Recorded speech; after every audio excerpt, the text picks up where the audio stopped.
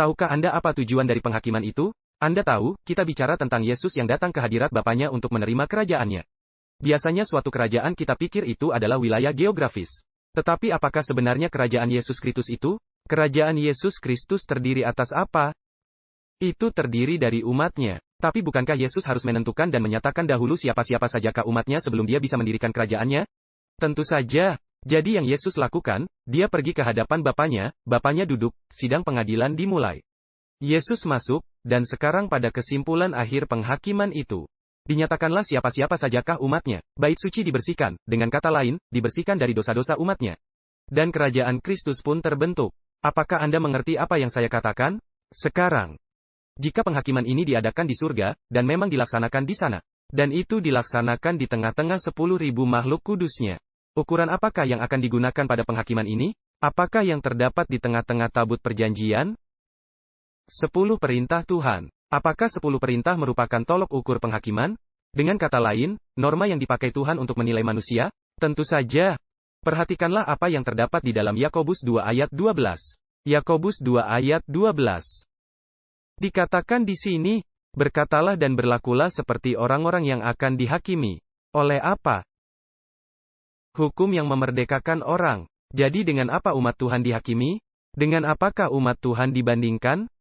Perbuatan mereka atau hidup mereka dibandingkan dengan apa? Dengan hukum. Dan perhatikan, bukan dengan hukum perbudakan tapi hukum yang memerdekakan. Perhatikanlah juga Pengkhotbah 12 ayat 13-14. Pengkhotbah 12 ayat 13-14. Dalam ayat-ayat yang sudah dikenal baik, di sini dikatakan, mari kita dengarkan kesimpulan dari semua ini. Takutlah akan Allah dan apa? Dan peliharalah segala perintahnya. Karena ini adalah kewajiban setiap orang. Karena Allah akan membawa setiap perbuatan ke penghakiman. Termasuk setiap hal yang tersembunyi, yaitu perbuatan baik ataupun jahat.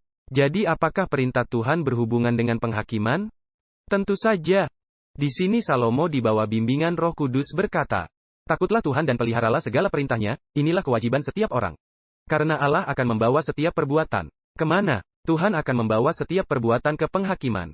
Apakah itu perbuatan baik, ataupun yang jahat? Ada yang berkata, saya diselamatkan oleh iman. Itu benar. Alkitab katakan kita diselamatkan oleh kasih karunia melalui iman, tapi Alkitab juga katakan kita akan dihakimi menurut perbuatan. Jadi lihatlah, kita diselamatkan oleh kasih karunia melalui iman, tapi apa tandanya kita memiliki iman sejati? Tandanya terdapat pada perbuatan kita. Dan dengan apakah perbuatan kita diukur? Itu diukur dengan hukum Tuhan yang kudus. Nah, pertanyaannya, apakah Tuhan berhak menghakimi kita? Mengapa Tuhan punya hak untuk menghakimi kita? Tentu saja karena Dialah pencipta kita. Perhatikan Wahyu 14 ayat 6-7. Wahyu 14 ayat 6-7. Di sini kita temukan bagaimana penghakiman akhir zaman diuraikan. Dan diberikan alasannya mengapa Tuhan berhak untuk menghakimi umat manusia. Dikatakan di Wahyu 14 ayat 6-7. Dan aku melihat seorang malaikat lain terbang di tengah langit. Padanya ada Injil kekal untuk diberitakan kepada mereka yang diam di atas bumi. Kepada semua bangsa dan suku dan bahasa dan kaum. Nah, kita berhenti sejenak dan saya mau mengajukan pertanyaan.